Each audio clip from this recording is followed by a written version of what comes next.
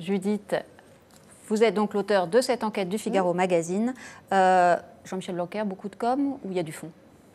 Beaucoup de fonds et beaucoup d'atouts pour réussir. Quels atouts? D'abord, le premier d'entre eux, il ne se cache pas derrière son petit doigt pour dresser le diagnostic des échecs de l'éducation nationale.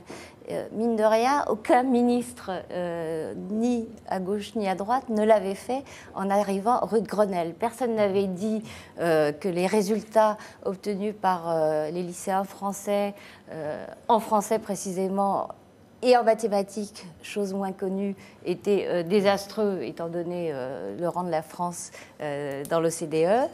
Lui le dit. Il a parlé des ravages de la méthode mixte, c'est-à-dire globale au début, syllabique ensuite. Les profs ont comme d'habitude répondu « mais ça n'existe plus, ça n'a jamais existé ». Je l'ai rencontré évidemment pour cette enquête. Il me racontait que, étant donné son âge, il a 52 ans, il était concerné par l'arrivée des maths modernes à l'école, et il m'a raconté qu'il avait vu ça arriver comme un skieur voit l'avalanche arriver derrière son dos. Il sait qu'il ne peut absolument rien faire et que ça va l'engloutir. Donc, premier atout, une grande lucidité sur l'état de l'école. Deuxième atout, et non des moindres, il a un président de la République qui s'intéresse à l'école. Et son épouse aussi, parce que Brigitte Macron est une ancienne prof, elle était prof à Franklin.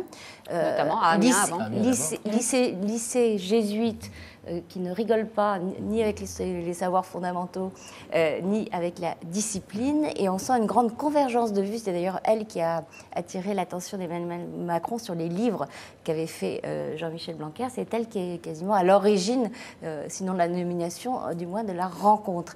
Et Jean-Pierre Chevènement, que j'ai également rencontré à l'occasion de cette enquête, me disait la chance d'avoir un président qui s'intéresse à l'éducation. Parce que moi, quand Mitterrand m'a nommée, rappelez-vous, c'était après le drame Savary, avec cette tentative de faire un grand service de l'éducation unifiée avec le privé et le public.